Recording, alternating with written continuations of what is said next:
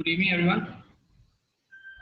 First, I would like to give a brief about ISM code. We all know ISM code, what is ISM code, and what good and bad it has. But touching upon why did ISM code come into force? So, in the late 80s and 90s, there were a lot of accidents which were happening, causing in total loss of the vessels, in numerous loss of life. But the last, as we say, nail in the coffin was the accident of Herald of Free Enterprise, which was a Ro-Ro passenger carrier which sailed out of Supdt, and it just after getting out into open waters, 4 minutes later, after it crossed the buoy, it sank. That happened because primary reasons were key that thereafter loading door was not closed. Now, why it was not closed and all the research went over it and they came with the ISM code. So ISM code has basically three main principles. First is safety of people on board, safety of ship and cargo, and safety of environment. How do we confirm, how do we value this? There is a document, two certificates are there which comes under the category of ISM code. One is DOC and one is SMC. DOC and SMC are two certificates. What DOC is issued to the company, SMC is issued to the ship, we all know it. But just having a SMC on board or having a DOC with your company, does it make your ship ISM compliant? It makes your ship ISM compliant, but is really ISM effective on board? So the answer to this is SMS effective?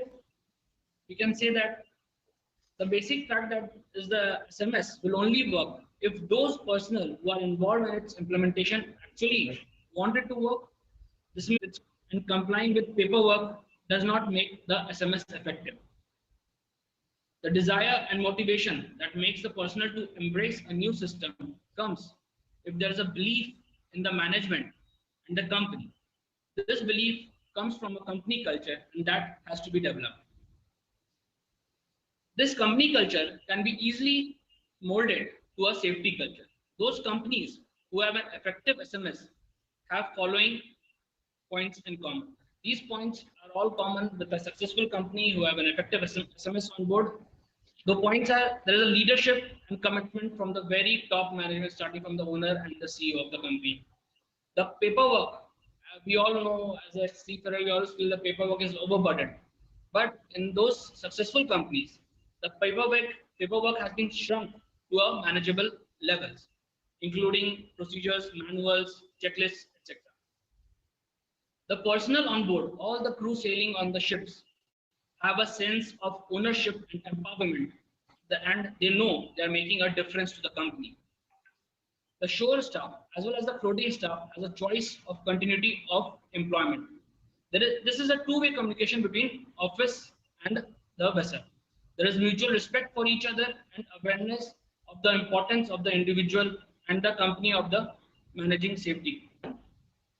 So it always comes down to how much importance, how much value we give to our office staff as well as the shore staff, because this culture, the safety culture, cannot be imposed. It has to come from within. It has to come from within every individual. It cannot be imposed. How much you ever as a senior staff on board, we say bring in safety, bring in safety. No, it will not happen. We can always train them. We can always give them lectures, show them videos. But the safety culture, like how we wake up in the morning and wash our face, it has to come from within. Nothing on the ship or on shore we should do which bypasses any kind of safety, be it safety of life, safety of property, cargo, environment, everything. What now? Next question comes is what has ISM code has already completed 25 years this year. Almost it has completed 25 years, but what has it achieved in reality? Other than what we see, a major decline in the number of accidents that is happening over the past years after the ISM code has been implemented. It has achieved the following also. It has made the people, the shore staff as well as the ship staff more concerned about the safety. It has made people feel responsible before signing, as they are now legally responsible. So this is where checklist comes in. If for even a crew or a person who is like signing a checklist, he will first go through the checklist, seeing what I am signing on, because now he knows if he is signing on something, he is legally responsible for this. He is responsible for the people with him. It guides and crew proper working, helps in retraining and learning due to easy access to procedure, makes us care more about the environment, supports seafarer in doing morally correct and ethical things. There is always a reference material available for those who want to learn, and that material is SMS. SMS contains A to Z of your shipboard activities. It has to contain. It defines your duties, your responsibilities, but not. A correctly designed SMS with procedures that are ship specific and paperwork which is manageable are the key indicators of a successful implementation of ISM code by the company. So lastly, I would like to say ISM code is good thing provided it is used judiciously. It is not just to burden the ship staff with more and more paperwork, but a manageable level of paperwork should be imposed by the company, and whatever is imposed by the company should be done judiciously by the ship staff. Thank you, sir. I pass the mic to Captain.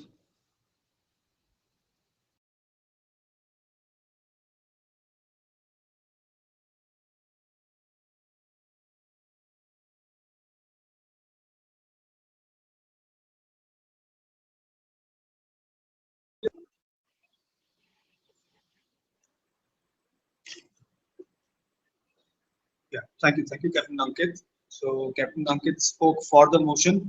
Am I audible?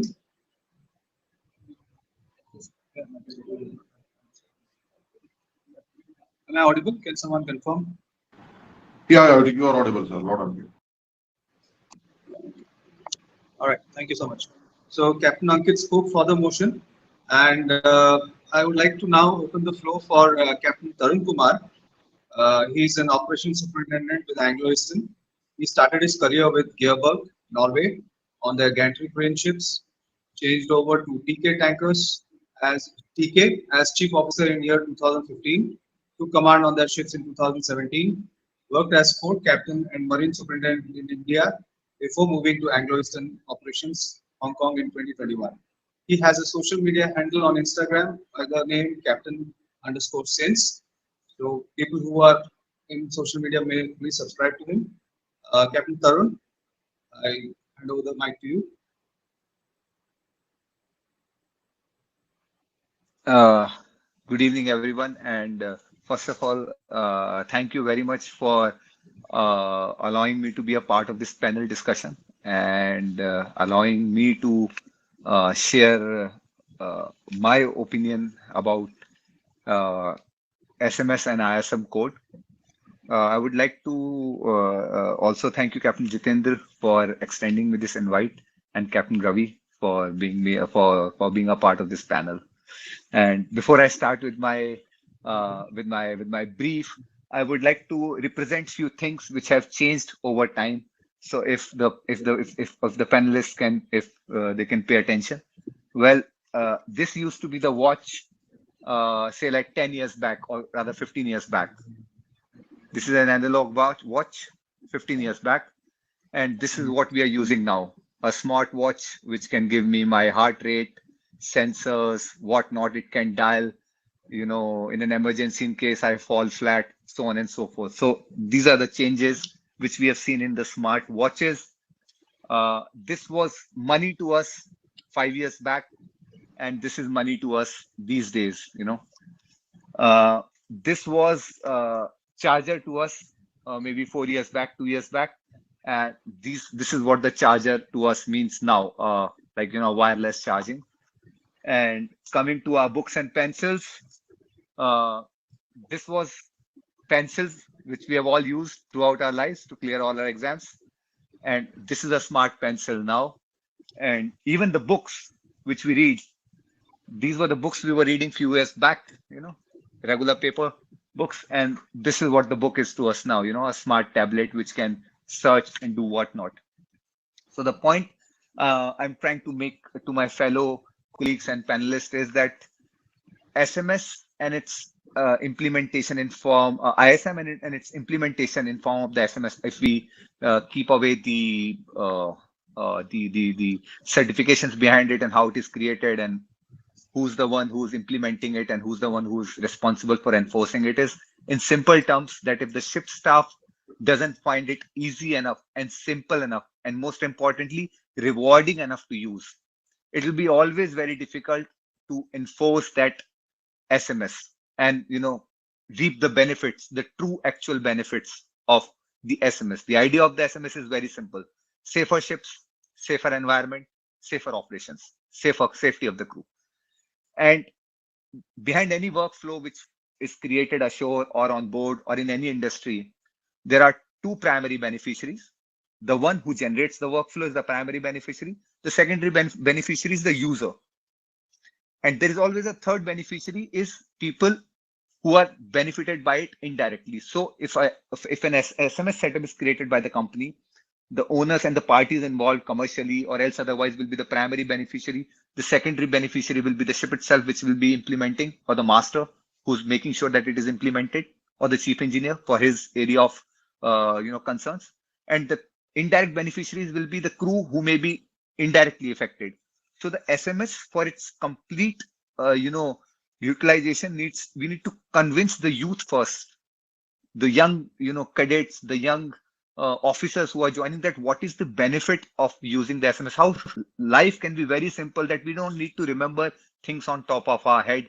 If we want to do, say, like preparing a bridge or handing over the watch, it is so easy. I don't have to remember it like an oral. I don't have to ask someone, an expert, to make me to train me. All I need to do is to pick up that manual where the experts have already put in their efforts and just read out that checklist, and pretty much everything will be covered A to Z. I may not be an expert. I need not require to be an expert to become an expert. That is the beauty of SMS, that it has been created with so much of thought process. And from the ship's perspective, we may not agree with certain procedures, but we should always be humble about someone who has created that procedure, because a lot of effort goes in creating any procedure. There is a lot of rationale behind that procedure. And sometimes we may not be able to see the actual benefit of that procedure until we start to implement it. So rather than sending the cadets on a 6 o'clock PT, I would recommend, taking them at a 7:30 class and educating them with a company specific SMS or a checklist, or how to fill a work permit, and let them see how easy it is for them to get trained when they start using SMS. They don't need 20 books. A single SMS can cover it all. So it's the only text on board which is actually one size fits all kind of a service. Secondly, the SMS needs to be less reactive. What I mean to say is that SMS is something which should excite me if there is an update to an SMS. It should not be reactive. It should not be because somebody in some port gave me an observation or a deficiency, so let's make it a part of the procedure. It is easier said than done, but we have to have that resistance as an industry, as owners, as managers, that it's not going to be reactive. Not everything requires a poster. Not everything requires to be taught. Not everything requires, to be put in black and white. Due diligence still needs to be given to the shipboard staff, where they also feel respected and worthy of the rank and their areas of expertise. And I always say that for SMS, there are 3 keywords. It has to be simple. It has to be smart. Now with AI, it has to be more interactive, and it has to be suitable. What I mean to say is that it has to be smart, that it need not be that old textbook, where people flip around the pages to find something. It has to be smart enough where I can type and search. It has to be interactive where if I punch in few keywords, it is able to give me all the relevant information and checklists which I desired for a particular voyage. So the SMS from a book or from a text, which was there, which is displayed in HTML format, needs to be more interactive. It needs to be more smart. And especially now with the introduction of AI, sky is the limit what we can do with our SMSs, Perhaps, master punching in few keywords and all the information can be extracted from that big SMS like advocates do it, that they don't read all the books, but they keep all the cases handy. They read that case which is specific to their case concern, and they put it across to the judge. And finally, we must understand that people across the world, they are okay if they lie about their work and rest about their work hours. Shippies are the only people who are lying about their rest hours. So there is some introspection which needs to be done by every one of us, sailing or ashore, because we are part of the same fraternity and we are all going to reap the benefits out of it. And last but not the least, every procedure, when it is created to create a sustainable and safer ship, safer environment, but it also needs to have the commercial suitability of it.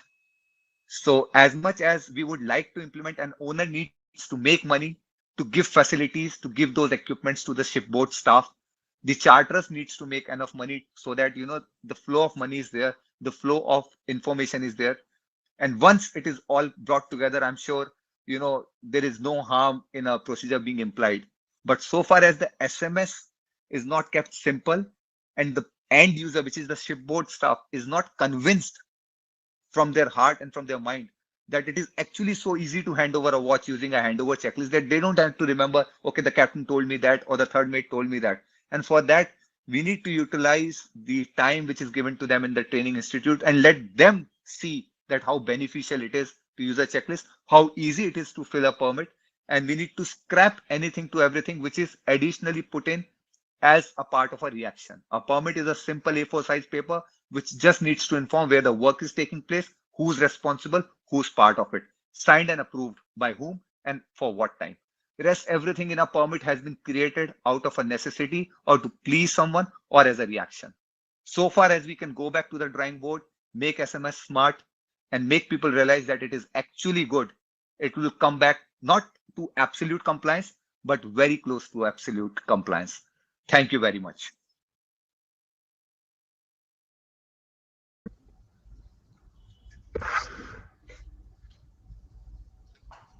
Thank you so much, Captain Tarun. It was a very nuanced way of saying that ISM can be better, provided we make it relevant and make it updated to the present scenario. I would like to now invite Captain Ajay Gangadharan.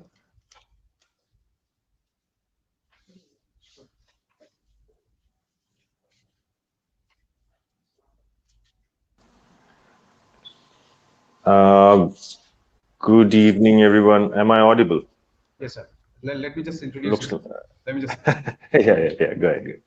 So everyone knows out here knows Captain Ajay Gangadharan. He started his career in 1990.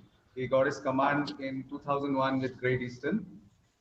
Sailed with premier shipping companies like BP Shipping, AP Moller, C-Team Management. He is the present chairman of CMMI Chennai chapter, and he is a consultant and course facilitator with Maersk Training Center from 2006 to 2012. And he is presently standing for the warden election. Our vote is with you, sir. So I'll Thank you. hand over the mic to you, sir. Thank you, Captain Jitendra. I don't know where you got that from, but let me just correct you. I'm not the chairman anymore. Captain Gansham is the chairman of the chapter. This, okay. I mean, the change of guard took place just about a month back, so that's where it is. Thank you so much, Captain Jitendra, for inviting me over for this, and absolutely wonderful to share the platform or the forum with, though it's a virtual platform, but you have a good number of panelists here, and it looks like I jumped the queue a little bit, but doesn't matter. That's nice. And also on this momentous day of the Chandrayaan success, I'm absolutely delighted to be here.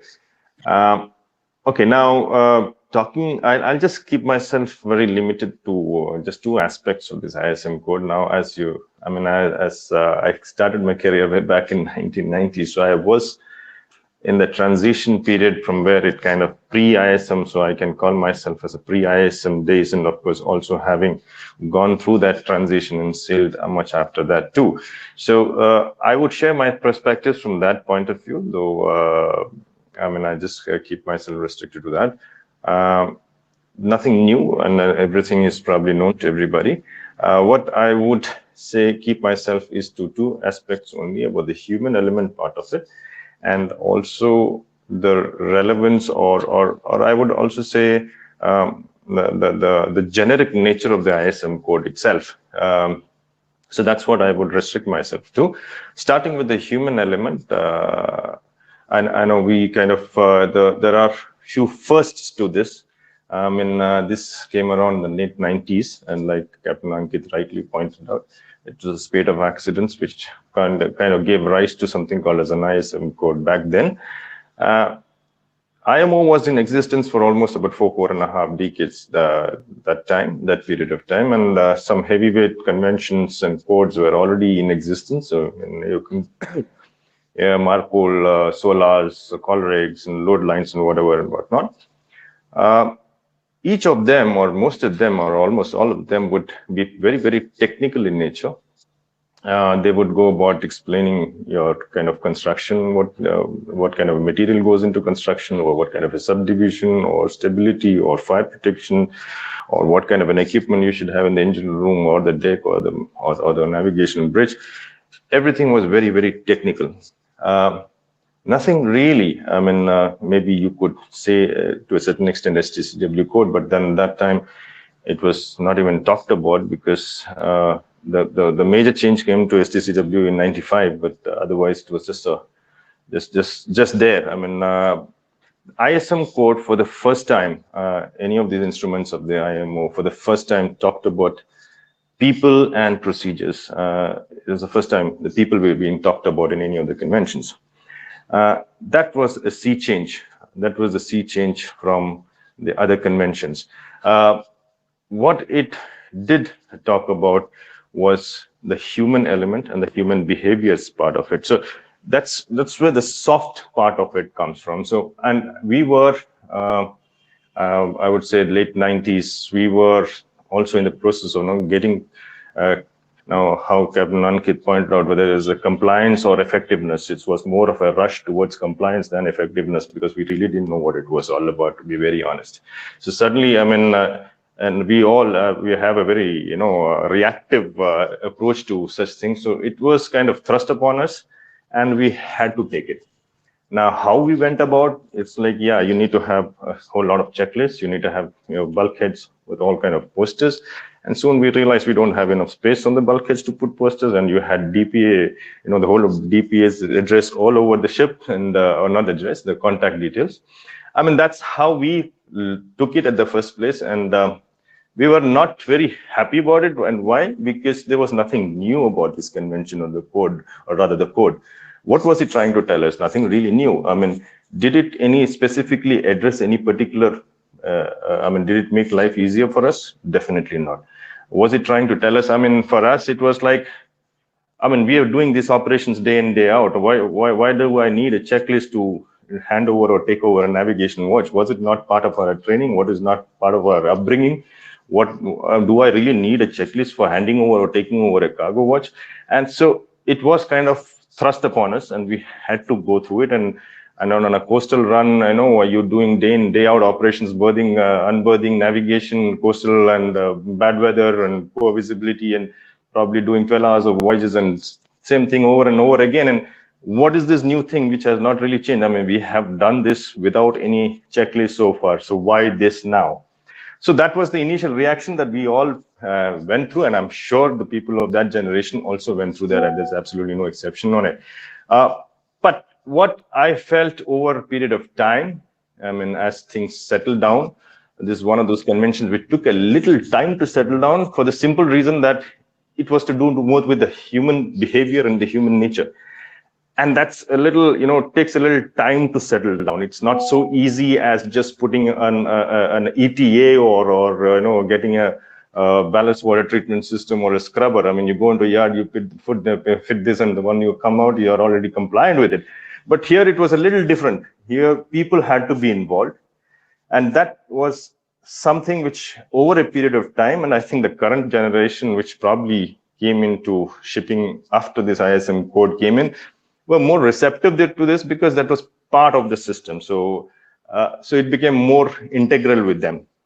Another first of this particular code was for the first time in all these years of shipping, the shore authority or the company was more accountable or held responsible for what's happening on the ship. And I think from what I've heard is the Herald of Free Enterprise case, the judge, when he was delivering the verdict, I think more than anything else, he was heavily coming down on the top management of the company.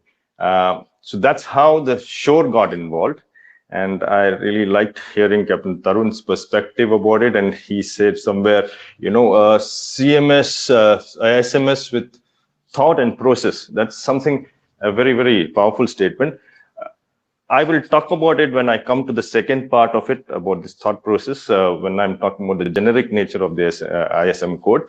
But that's how the companies got involved, and Captain Tarun has actually put his perspectives very correctly, and that's how the involvement of the company today is. So that's the first time the ISM code or any of the IMO instruments talked about the roles and responsibility of the company. Somewhere another, of course, not so much talked about why this ISM code at that point of time in the late 90s or 80s. I think it's also got to do a lot with insurance companies, the kind of claims that came about because of those accidents. The insurance companies also are up in arms and said, come on, what's going on? And so that's where I think what Captain Ankit said, you have to put your signature and make responsible. I think it's also to keep someone happy. I think that's his closing statement, Captain Tarun. I think someone to keep someone happy, insurance companies also need to keep happy. So somewhere, I think it boils down to that also. But talking about the generic, the second part of it, and the generic nature of the ISM code itself, I'm sure most of you would have actually held that book or gone through that book some point of time. I haven't done for quite some time, I admit. But it's divided into, I think, a couple of sections. And one of the sections is the implementation part. The implementation part is just about 4 or 5 pages. That's it. And I'm talking about half the size of A4 size pages. And that kind of decides or determines in your entire shipboard operations, your entire company's roles and responsibilities, your entire master's role, and also the emergency preparedness and so on and so forth. And it's just 4 or 5 pages of that. And that's just about it. And that's what the ISM code booklet is all about. So when I'm saying generic nature, what I'm trying to say is somewhere I feel it is a lot of, it's been emulated, or we try to emulate an ISO. The ISO has to be generic because it kind of pans across all industries, all walks of life. You could have a one-man army or a one-man shop owner having an ISO certification to a 10,000 people, 20,000 people workforce. You could all be an ISO certified. But ISM code is specifically for the shipping industry. So I feel it could have been more elaborate rather than, leaving it to the thought process of the companies, like how, yes, a lot of companies are doing a fantastic job about it, but then it leaves a lot to interpretation for the other companies. It doesn't really tell you what exactly to be done. Of course, it's a very open-ended statement in those code. It's 25 years. I think, today when somebody said it's about 25 years, I know, it looks pretty not too far ago, but yes, it's gone 25 years. Maybe it can be improved upon in the next, probably whenever there's a revision or whatever there is. So that's my 2 bits about the ISM code.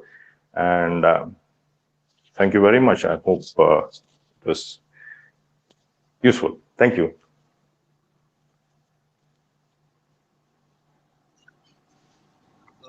Thank you, Captain Ajay. I will hope that you will stay back for the. I will. Yeah, I'm around. Yeah. Thank you so much, sir. Thank you, sir. Our next speaker is Captain Daniel J. Joseph. He needs no introduction. He is the first name probably when it comes to crew welfare. He is a nautical surveyor, DGS, Government of India, holds an extra master in law, and many more degrees. We are blessed to have you amongst us, sir. I'll hand over the mic to you.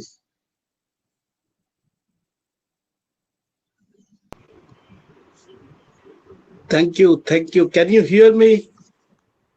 Captain Jitendra, can you hear me? Can hear you, sir. Can hear you. Good. Thank you. आजकल इतने apps आ गए हैं, इतने meet apps are there, so it is very difficult to operate. We are also becoming tech savvy. Okay, let's thank you first of all everyone for from the management team for inviting me to give a talk on this topic. I will be little blunt on certain aspects which with my experience I have been seeing on ships for last few years. Whatever has been said, I just recently joined. I would like to say a few things about quickly about what has happened because of ISM. Whatever people may say, I would say it has made people concerned about safety. That is one point which I would like to underline, that because of ISM, people are concerned about safety. And also people feel responsible before signing anything they are signing, document. Also, I can think about that it helps people to identify, learn, and retrain your procedures. People care about the environment, and it helps seafarers do morally correct and ethical things. These are the key points which I can think about, which I think ISM has benefited. So I would like to say a few things before I would like to enlighten few points. During my mates and master time, we used to give exams, orals, writtens, orals from I used to give from MMD Chennai. There was one colleague, he was my colleague when I joined, but there was one captain called Captain Deepak Kapoor. So function 3, it was just ISM. It was just ISM for him. So I used to think why he used to so much emphasize on ISM. Everything here ISM. Even during master's time, it was all ISM.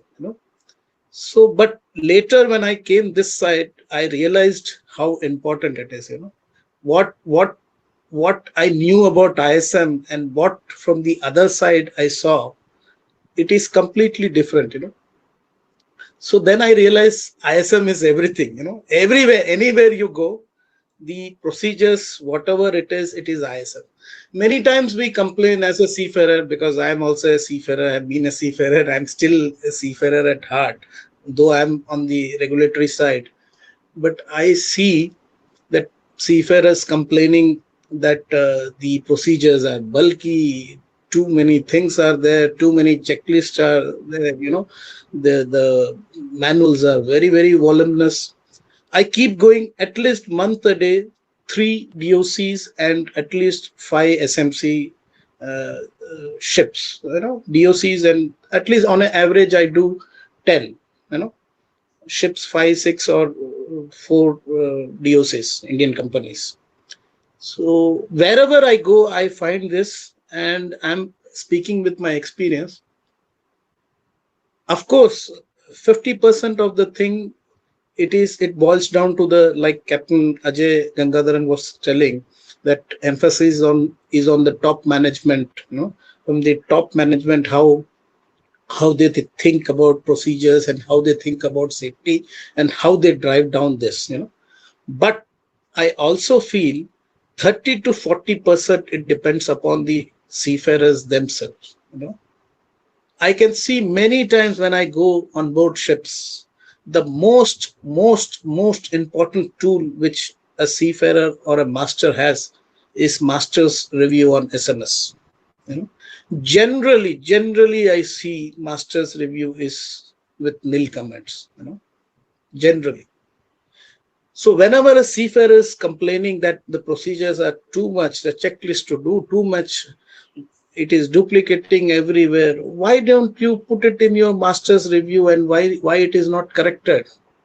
You know, generally it is seen that the feedback is very, very, very, very, very to shallow level. You know, it is, with my experience, I have seen, with my experience, I'm telling you this, I have not seen good reviews so far. No, I've seen many reviews, but not up to the mark where we find out procedural aspects. Like I go on ships, it is very easy to find out faults, no? But that is not our job. You know, it is not our job to see faults. It is not fault finding. You know, it is to correct the systems and procedures. No, so we give feedback on the SMC and audit parts, and generally it is the important tool of master's review which is lacking. You know, so it is through this seminar, through this talk, I want to emphasize that you have a very, very, very important tool in your hand, the master's review. Entire chapters can be reviewed. I'm not telling, as a master, I also was very naive, you know, but over a period of time, with your experience, with your discussion with your crew, with your company, attending seminars, no, you will get that experience. And it all boils down to how you take the chapters, how you discuss with the crew.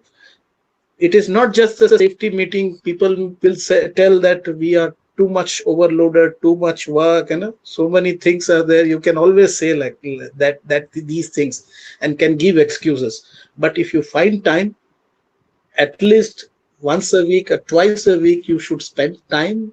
People should get together and review the chapters seriously. You know, how the procedures are going, which checklists are not important. Generally, if you see, the corrections are coming from the company side to the ship.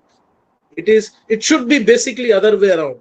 Why it comes? Because some ship, some auditor or some PSC or some FSI inspector has given some observation which is related to the documented procedure, and that's why it is being amended. You know, it should be the other way around.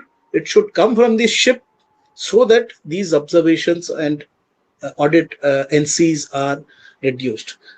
I still believe there is a lot of scope to improve, lot of scope for training on the ISM and SMC and DOC part. Lot of improvements are required.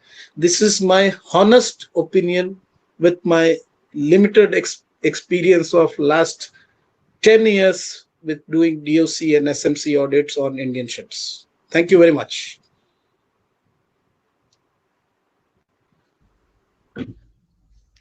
Thank you for the very informative talk, sir, and the emphasis on master's review. Because Captain Daniel Joseph will be leaving, I will request the audience to ask any questions of him immediately. Oh, I never knew that I will be subjected to questions. I thought I will just give my talk and leave. So if anyone from the audience has any questions. Yeah, I'm open to questions. So I have a question. With the master's review, we are always bound by how much we can recommend in the master's review, because ISM has its own skeletal. Very good question. I understood your question. I don't want to even listen to your question. I will tell you. This question has been asked by many people. I will give you a very, very good practice which can be followed on this. You know, people always complain to me that there is a lot of scope to do, improve, and master's review is very difficult to do. So what I have copied this thing, because see, you should always share the good practices. I have seen, I don't want to name a company. I will tell you how to do, because master's review, you have 20, 30 points to do, you know. So what they have done, you know, every month with your monthly report, they have in your 12-year period. Normally, kya hota hai? A master goes on board, he's there, he's not reviewing, and at end of the 6 months, or when he's signing off, he just fills up and whatever, no review and base deta hai, you know. He doesn't have the time, you know, because the SMS stipulates कि भाई within 6 months period you have to do. Sometimes masters even don't get time to do this, So what is the best way of doing it? The good practice which I am sharing is that the components what are there, 20, that all elements and all chapters should be divided every month wise. It should be a calendar and it should be a running master's review. Every month it should have few pointers, if there are 24, you divide 2 to every month. So 12 months period, you will get the entire chapters covered. And I have seen good companies doing this, and I have suggested many companies, and they have improved upon, which will be a lesser burden on the masters. Then you can give effective and good review. I hope I have answered your query. Yes, sir. Thank you so much. Anyone else who's got any questions from Captain Joseph? And it is only not master's review. It is the role of entire ship's crew. If chief engineer is managing something, he should review his aspects and give inputs to master. If somebody, second officer, is looking after bridge procedures manual, he should review on that and give feedback. So each one has to take his onus, and own the manual. Then only this system will improve. I hope no questions. Thank you very much. Thank you so much, sir. Thank you so much for making time to attend the webinar. Thank you so much, sir. Thank you. I'm involved in one of a crisis case, so I need to leave. Thank you very much. Thank you inviting me for this. Was a wonderful to meet you guys. I have met you earlier, and nice to see you virtually all. Thank you. Take care and bye-bye. Thank you, sir. Bye.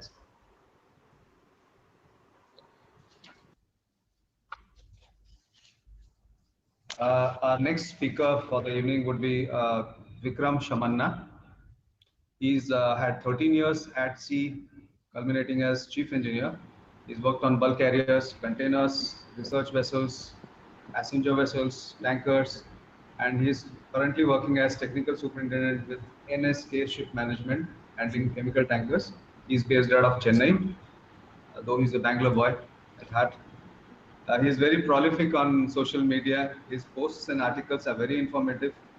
Worth mentioning is he writes a lot for the IMEI periodicals, and much appreciated. Thank you for joining us, Vikram, and please go ahead with your response.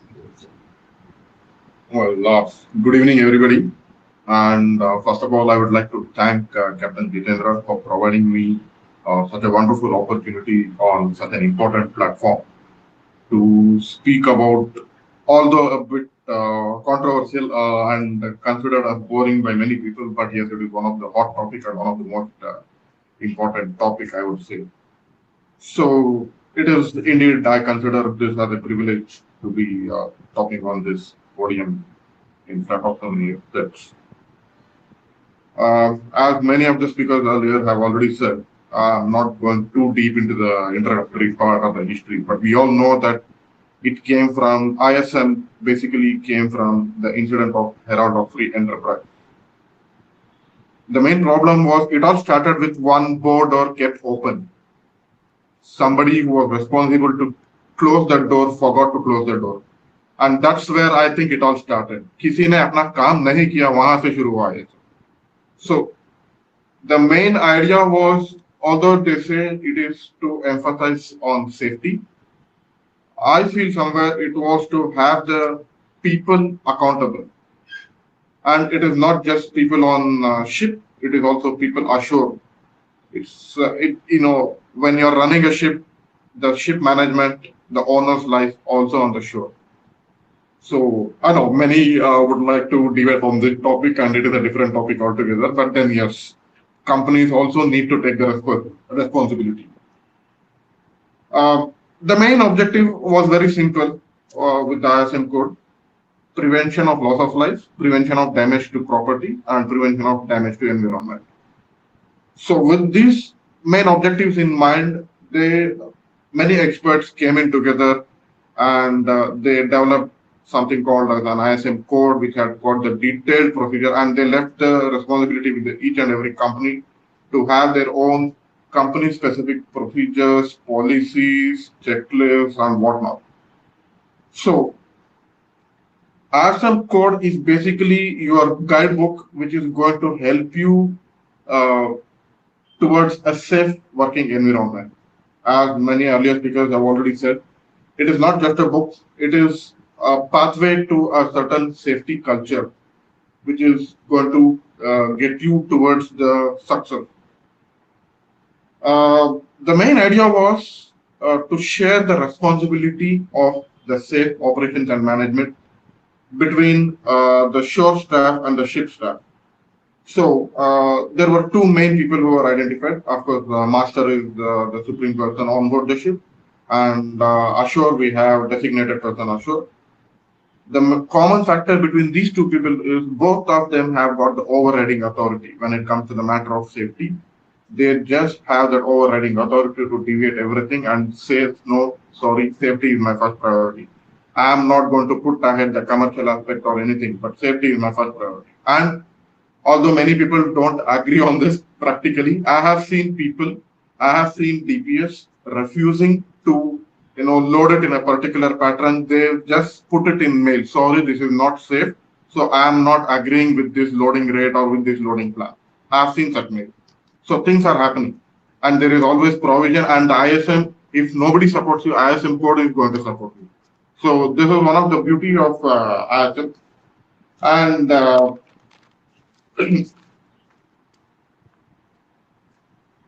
basically, people, it should come from the people rather. Now, the implementation or the following up of a certain practice, it is not some procedure. अरे ये हमारा company का policy है, ये करो नहीं तो $50 कटेगा तुम्हारा अगला incentive में. That is not how it should be. It should come as a culture, like somebody pointed out, like you wake up in the morning, you have your bath. It should come as a culture. Safety, safety, safety. Normally, what happens on board ship is when there is an inspection, when there is a vetting inspection, all this started gaining momentum. अरे ये document ठीक नहीं है क्या? वो document देखा तुमने? This you check this. I always tell people, don't keep the visitors in mind and work on safety. A person like me or a vetting inspector or PSC, anybody, they come, they stay on your ship for half an hour maximum, they go back to their home and sleep. You are the one who is going to stay on board. So your safety, your ship, your responsibility. That's it. I cannot say more than that, because you are going to eat, sleep, and you are going to live here, live your next few months on this ship. So your safety is your responsibility. As I'm actually, I feel it has been quite successful in bringing down the number of accidents compared to the accidents what we saw. Of course, accidents are happening, but then the quantitative figures have really come down. Recently, I was talking to one of the fire inspectors. So he was telling when fire inspection was initially started, he used to get about 15 to 20 observations easily. But now they hardly get 3 to 4 observations, and that too all minimal observation, minor nature observation. But the problem that is happening here is somewhere when people get overburdened, like when a ship is arriving, you have an arrival checklist. When ship is moving out of the port, you have pilot master exchange, departure checklist, main engine 2 hours notice, 1 hour notice, half an hour notice, engine starting checklist, ये checklist, वो checklist, mooring checklist. So somewhere I feel, maybe I'm wrong, but somewhere I feel the ship staff kind of tend to look at it as a fill up the blank exercise. Just everything is ticked. Only the signature of captain is remaining. अरे sir मैंने यहाँ sign कर लिया, आप यहाँ sign कर लो, बस खत्म बात. What this becomes even more significant when certain checklists are being followed. Like for example, I'll just give 2 examples. Enclosed space entries. It is just a document which shows who entered, which space, what time, what was the atmosphere content or whatever, what time they came out, and all the details. So basically, this checklist is being filled at the spot where the job is actually taking place. I mean, that is how it is, presented to people. So no matter how much of care you take, your hands are dirty, there is some stain, or there is a law. If it is on the deck, there is a flutter of wind, and there are some wrinkles. कुछ तो मतलब ये होगा. But you see the enclosed space entry permit paper, it is very crisp and fresh. So this shows that it is clearly filled up and filed either before the job or after the job. And another point I would like to say, it is my practical experience, risk assessment.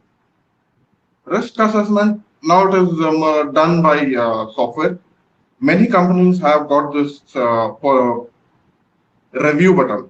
Once you click on the review of that risk assessment gets automatically reviewed and it is valid for next 6 months or 1 year. So if the job is very repetitive, like receiving bunkers or overall of main engine or any such job, you are doing it again and again. People just click the review button and leave it. खत्म हो गया था. Okay. All risk assessment is done. एक printout लेके company को भेज दिया. While bunkering, one of the main risks that has been written is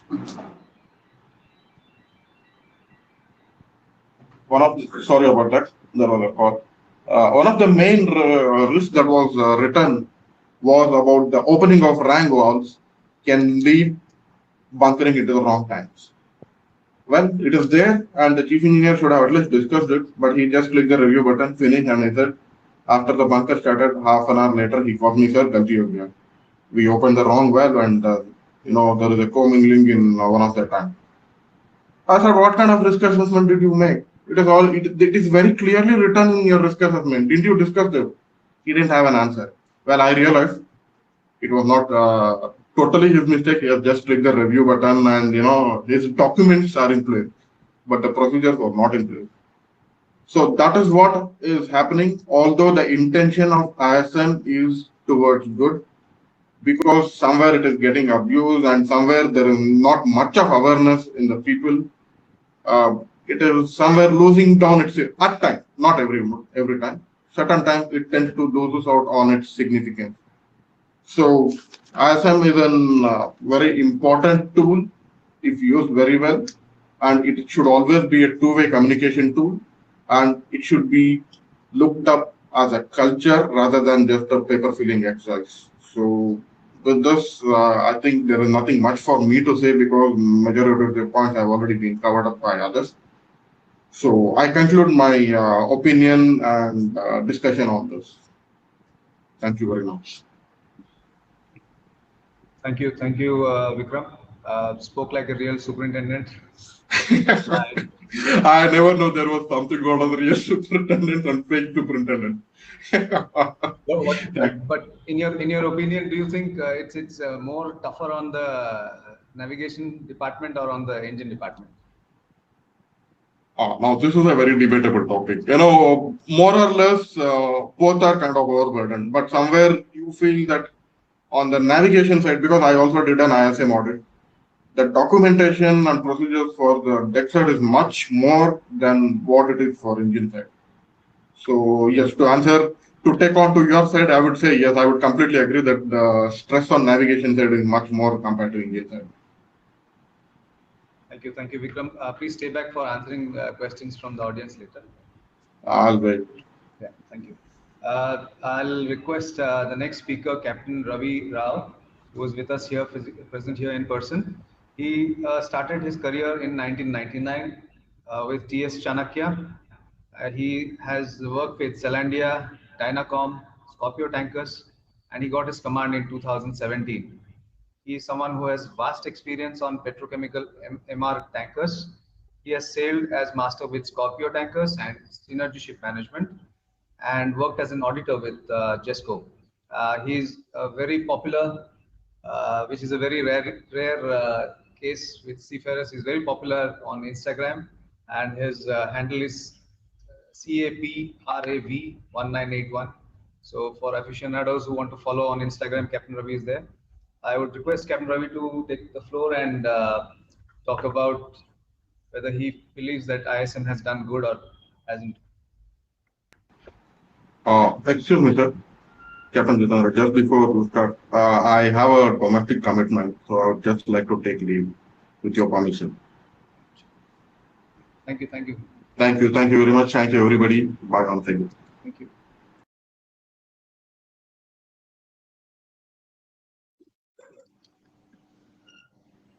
Hi, good evening, everyone. Thank you, CMMI, for having me. And Captain Jitendra has been wanting me on board since a while, and somehow I couldn't say no to him. Anyways, it's been a very interesting topic today. I'm privileged to be able to give my two bits over here. However, whatever I've heard so far, just been a lot of inputs from different departments, the way they're supporting the shipping community. I'm not going to get too technical about the ISM code itself. We all know about the code. It's been here for 1.5 decades now. However, what I want to do is put forth some questions, and you don't really have to answer that. Some questions which you can ask yourselves and see where we stand today as a shipping community with regards to ISM. Yes, of course, a lot of incidents have come down. But for a code that has been around for 25 years now, can we say that the suppression of accidents and incidents has effectively, exponentially, and significantly come down? The nature of accidents and incidents that have been occurring, are they still of the repetitive nature? Or have there been some new accidents and incidents that have come up? That would be one good thing to ponder upon when we look at just not the figures of the number of accidents coming down, but also the nature of accidents and incidents that are occurring or reoccurring. And if they are still happening, why is it so? Another key points put forward by someone over here was focusing on the human element and the people. Here in this industry being the seafarer itself. So has ISM code been effective? Sure, why not? Are companies and ships compliant? Yes, we're getting our certifications renewed. We're having consistent audits. Sure, our documentation and everything is really tight. But has the implementation of the code been effective? Has the implementation of the SMS been effective? Is the SMS effective? Yes, sir. But has its implementation been effective? And who would be able to answer that question? In my professional opinion, it's probably the seafarer. And have companies gone that extra distance in asking their seafarers, let's say for instance over here, the management team on board, where are they facing challenges in implementing this? What are the obstacles they're facing? Why are they filling up a checklist after the operation or before the operation? Why is it not being done in real time? Have these questions been asked? Have they been answered? If they have been answered, has it been escalated to a higher level? I don't know, probably the industry leaders today, to ask them for solutions that how can we better implement. I think the biggest gap over here with the ISM code is the implementation of the code itself. Everything else is available. We have checklists, we have procedures. Next thing I want to address is over the last years, since the code has been implemented, has the shipping industry, the operations become more complex? When I talk about complex, have they become more and more constrained with time? Is the time element, have they reduced? No, we have technology today. Yes. But has the nature of operations become less complex with the technology that's actually been implemented? Can we actually say the EGDIS today is a beautiful tool for navigation, or is it just a tool for anti-grounding? What is it for, and how is it being used? So these are a couple of questions that we need to ask ourselves, and I think the answers are very readily available. Why are masters not putting down their reviews? Why is it only left up to the master? Why is it not that it can be a completely dynamic one where anybody can open the electronic portal of your SMS and put in their comments where they feel? And then let's see how many people actually come and do that, and how many of those comments or those reviews are actually accepted or denied by the company itself. Why is ISM only focused totally on its implementation by the people on board? Are they being given the right amount of support? Let's talk about something very small like Master Pilot Information Exchange. When do you actually think this exchange is supposed to be completed? Before the maneuver is actually going to take place. And if that is the case, should the maneuver be brought to a halt until the MPX is completed? Or is an MPX a continuous process throughout the operation? Today we have a VDR. Why do we need to sit down and start writing down everything on a checklist? It's a continuous process. Say you're transiting a river, take anything for instance, you have change of pilots. So at every stage you're going to do this Master Pilot Information Exchange. Who's actually going to con the vessel while the master is involved in exchanging this information? Are you going to call the chief mate? Every time. Why are these challenges not being spoken about? We can get absolutely technical about everything, but this is just basic stuff today that most seafarers face. Having been an auditor and seen these things, the way the ship operates when an auditor is on board is totally different from the way it actually operates when there is no third party on board. And we've all been there. We've all been there. Why this focus? Why don't we show the auditor what challenges we are actually facing? What are the auditors doing after that? Are they escalating it? And what is the company doing after the auditor has escalated that problem? No, I really feel the Master Pilot Information Exchange need not be recorded on 3 pieces of paper. You take down the information, you log it down in your running book. That is absolutely equally as important and can play a crucial role in evidence as well. You have a video recording everything. So these are a couple of things. I also see a lot of dialogue between superintendents and masters on board, where the management team on board is being told, do this, do that. This is the way the checklist is supposed to be filled. You need a checklist, you need a permit, and you need a risk assessment for the same job. It absolutely makes no sense to me. And even after having all these 3 in place, you're still having the same activity. So what is missing?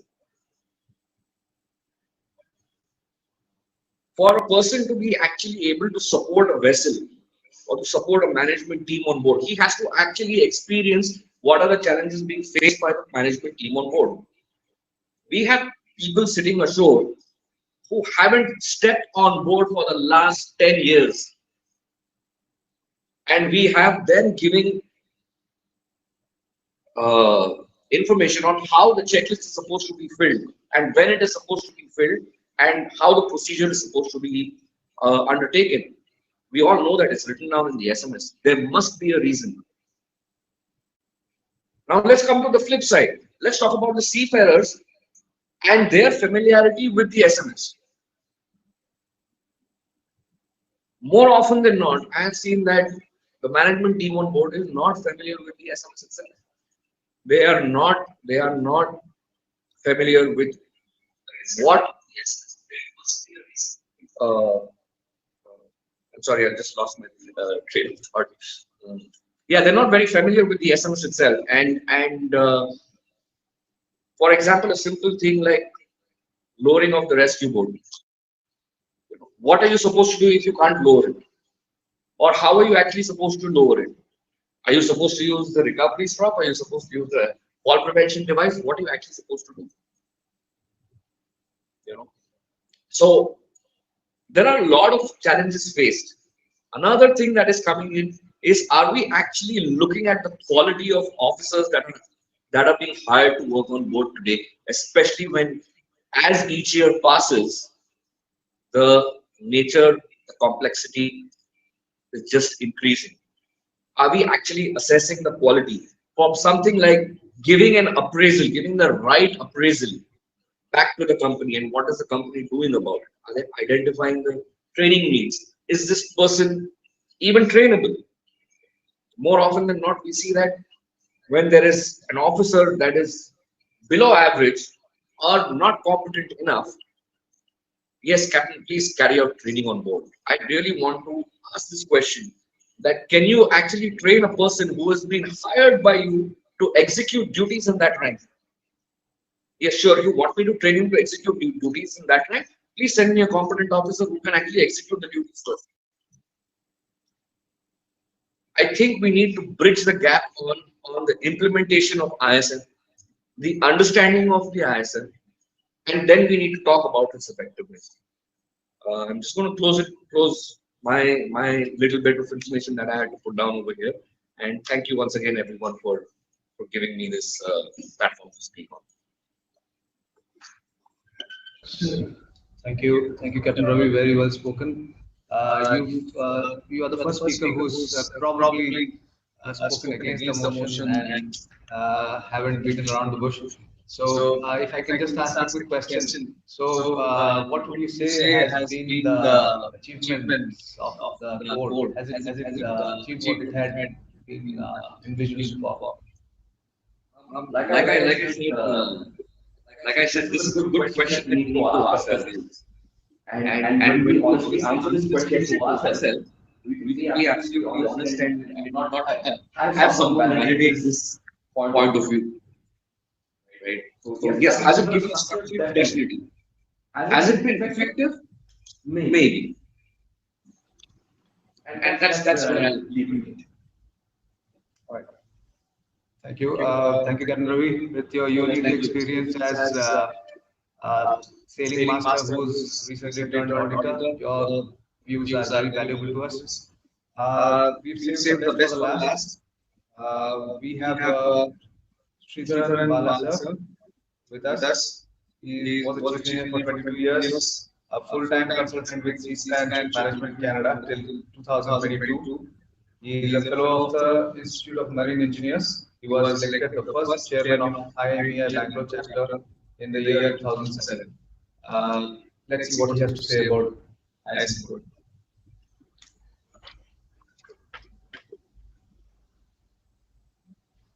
Thank you, Jitu. Thank you for the wonderful introduction.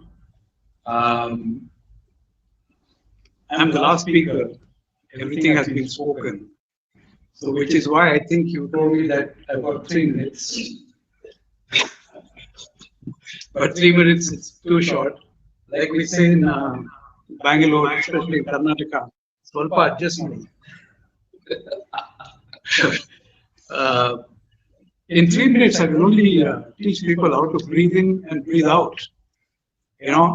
Even this has been made into an art, and people are minting money teaching how to breathe in and breathe out. In fact, it's made into such an art. There are gurus who have built empires around this. So all I have to say is, when money and power is one's vision, one will venture into creative missions. So on a lighter note, I think all of us in the marine fraternity, we should start another thing called the art of living it up. Maybe we'll drum up some good business, and a lot of seafarers will settle ashore. Going back, it appears to me that safety was the forte of the seafarer, but today he refers to SMS, which to me, as far as today's things are concerned, show me safety. When it was his forte, he knew how to survive. So my take on ISM would be, I think it'll be bordering on the neutral, because when ISM started floating around, the man ashore looked at the ship and he said, I see mismanagement. What he really meant was, I see money, ISM, I see money, lots of it.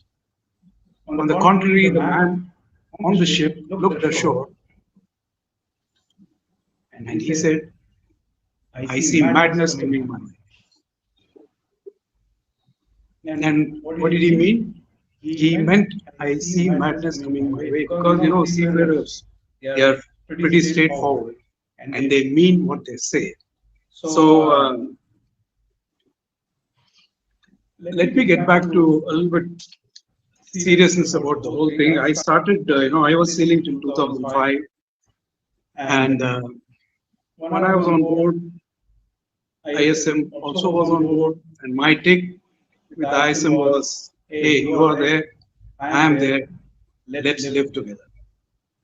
In 2006, I moved ashore, and I was in charge of the plant maintenance system for the Seaspan fleet for 16 years.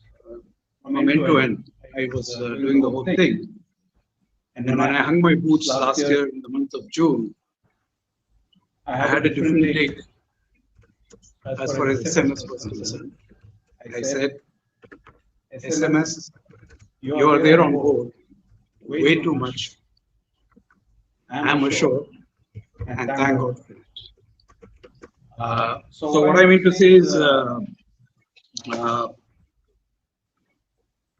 my limited point is there's too much of ISM gyan on board that stifles professional growth on board. That's my personal view, because I've been the one who's been putting all kinds of jobs, in the system because of the regulations and the new stringent, whether it's smart SOX, NOx, or oil water treatment system, new equipment on board, new procedures, new regulations, new documentation. So this is how it used to go.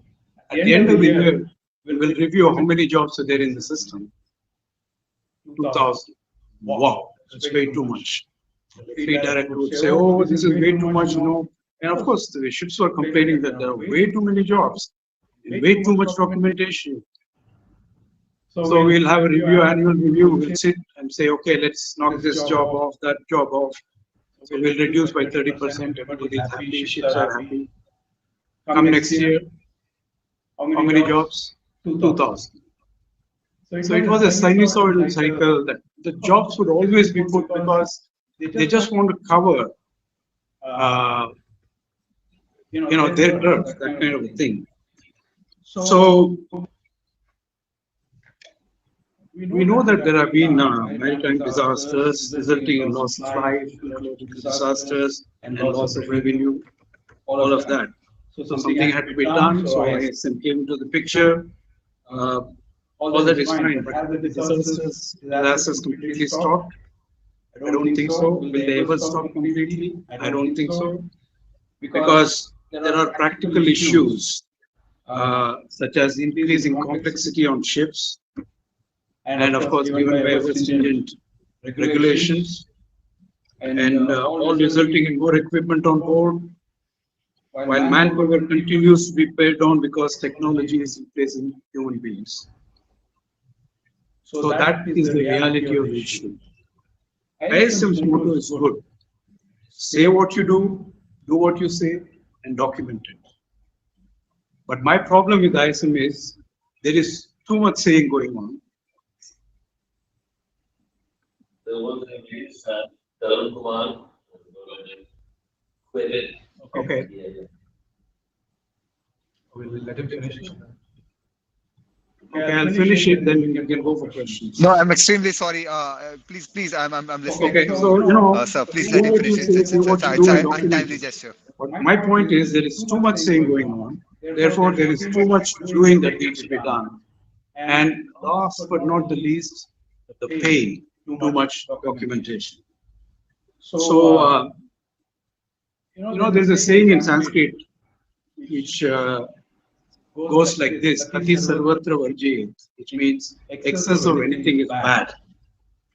So, on a lighter note, 20 ml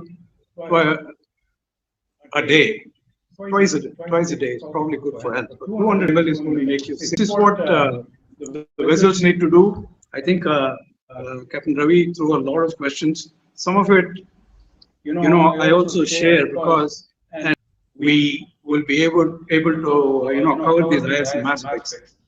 What is the point of keeping a ship shape on time? It is the way ships should be. And that is where the training has to be focused.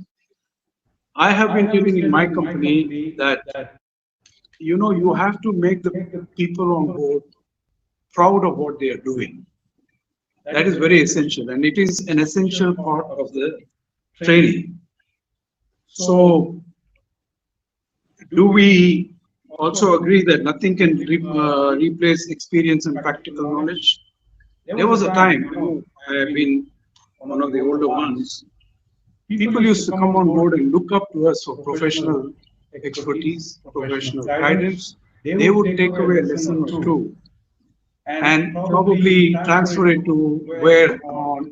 The thing was, we took pride in our job, and a little bit of then it has come to such a pass that the table has turned and all wisdom has shifted ashore. This is what is happening with this ISM driven SMS, relentless pressure on board, and because of it, in many ways, common sense is taken away from the vessel. I mean, this is my opinion. Very quickly, there is a book called Your Erroneous Zones by Dr. Wayne Dyer. A small portion I'll narrate. Here is a little girl coming down the staircase wearing a yellow dress. She has seen in the mirror. She's looking very pretty. She comes down. Mama is waiting downstairs. They have to go out. Mama looks at the little girl. Oh, that yellow dress again. Come on. That doesn't suit you. Wear something else. So the girl goes, changes into red dress, comes down. Mama, how does this look? She says, oh, why do you have to ask me all the time? Can't you decide for yourself? Do you get my point? This is the confused state that exists on board today. The manager, by taking away the decision making from on board and yet expecting such a decision to be made on board, makes matters very confusing. So, again, on a lighter note, in conclusion, I say when there are no regulations coming forth, many job opportunities are created ashore to enforce them on board. Sorry, sailors, that's the way it is. So from ashore, when we see a ship, we say ISM, I see money. Another thing that has occurred to me, you all realize that all this sort of gyan, clean air, clean waters, and clean everything, how to wash your hands, all of this comes from the land of Uncle Sam. Just a point of honor. Thank you.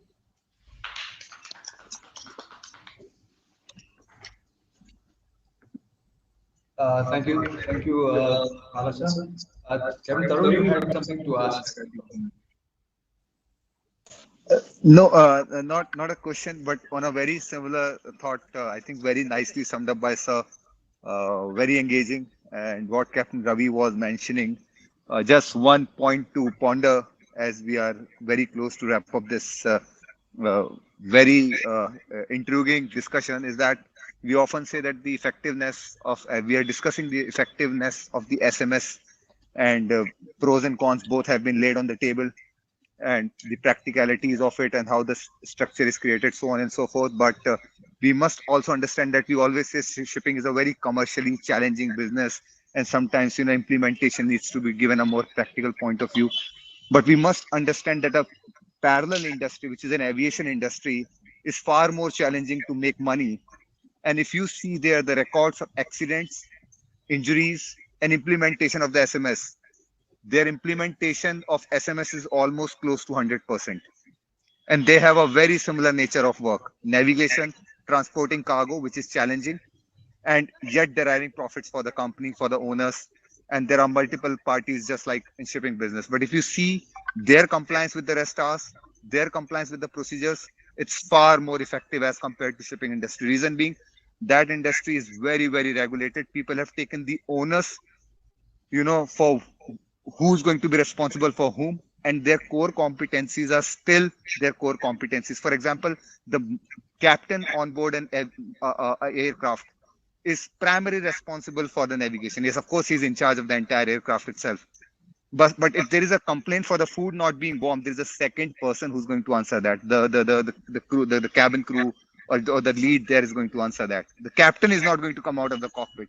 But I think in merchant navy, there is just too much emphasis on the master and chief engineers to ensure compliance. Whereas out of a crew of 22, master and chief engineer is not even going to make 10% of the volume. So the remaining crew, the remaining officer needs to also be involved in the implementation of the SMS. The owners needs to be also shifted ashore for its effective implementation. And somewhere, some commercial goals and endeavors will be compromised and shall be compromised if we want the SMS to be really effective and give the longer benefits or long-term benefits rather than short-term goals. And if somebody has to counter it, I will again take them back to the model of aviation industry, where the compliance of SMS, work and rest hours, and effectiveness of the checklist is almost absolute and 100%. Reason being, they put a lot of emphasis on actual training, and they are willing to let go and put money where it should be rightfully belong, to carry out those trainings for its effective implementation.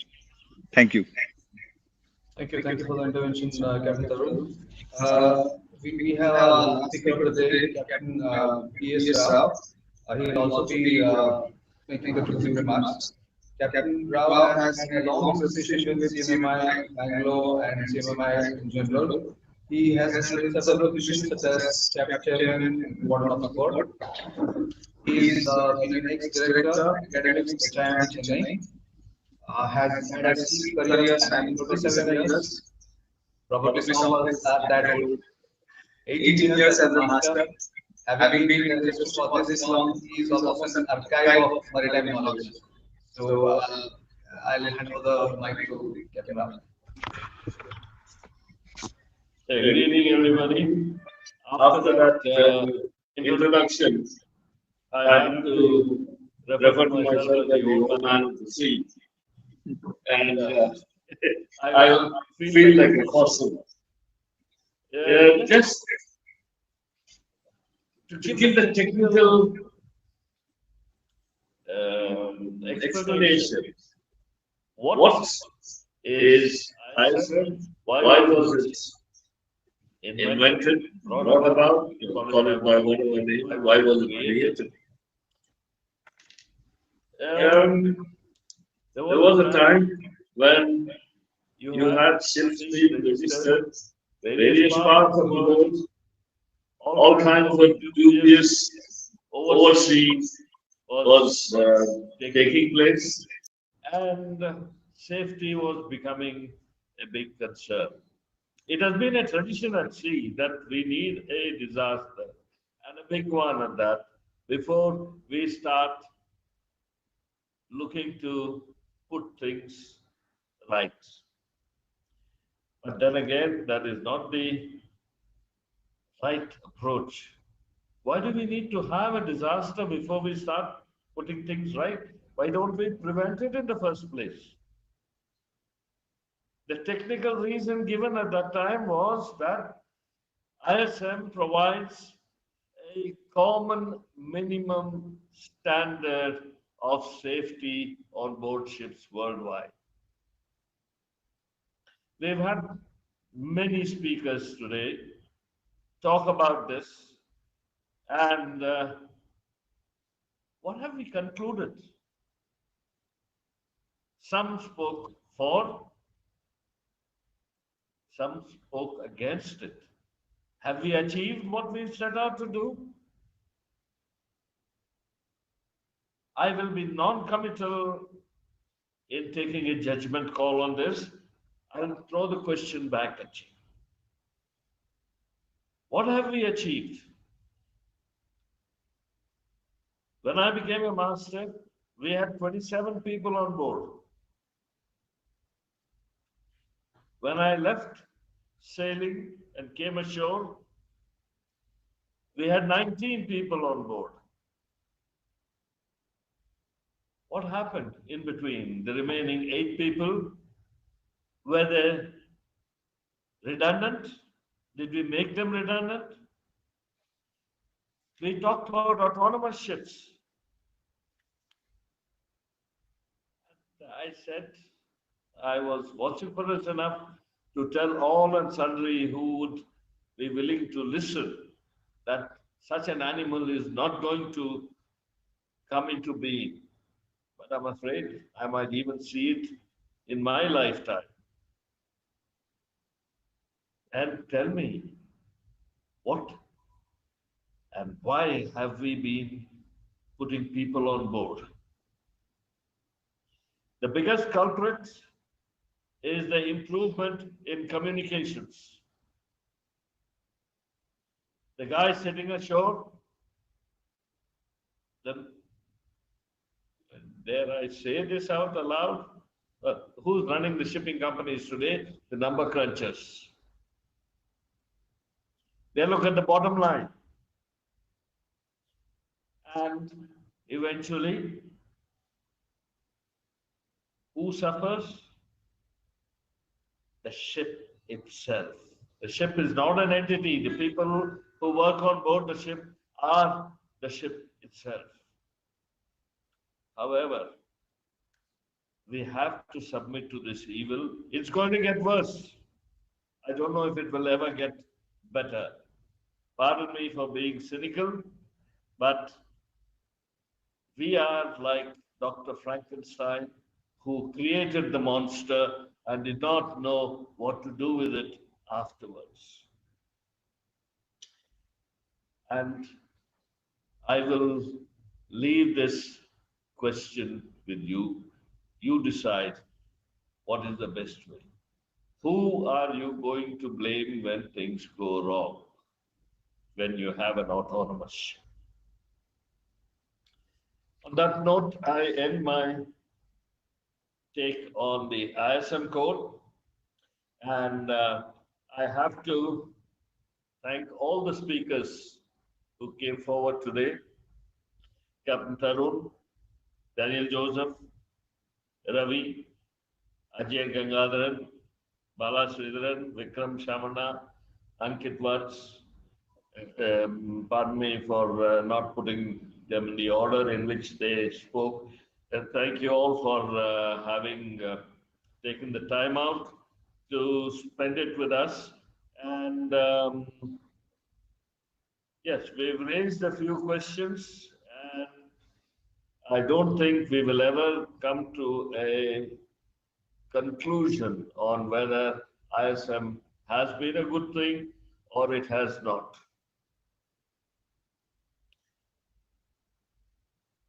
The point that we need to celebrate, Chandrayaan 3 made a successful landing on the moon, and Pragnananda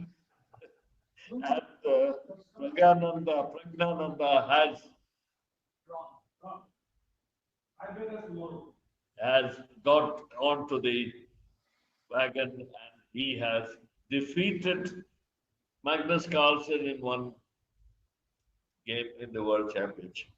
Again, Without ISM code, yes, absolutely. Thank you one and all for a informative evening that we have spent together. Does the audience have any questions from Captain Bala Rao or any other speaker?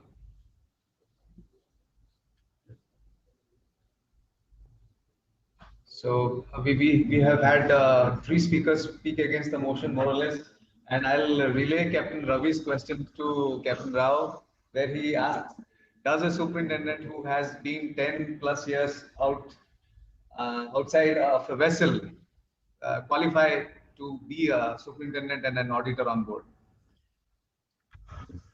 My question is, I will answer it to the question, who are you going to blame when you have autonomous ships? That should answer the point. I think, Sudhir, you got a question? Sudhir is unmuted himself. Yeah, please go ahead.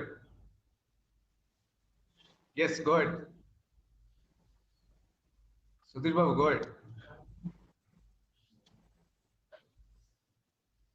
We can't hear you, sir. I have a question. Yeah, go ahead, sir. Go ahead. Yeah, is there any rule for people who work ashore, like work-life balance and all, like a ship staff? There is no ISM for you, okay? You go and speak to your boss. All right. Okay. On that lighter No, note, if we don't get rest, how will value the rest for ship keepers?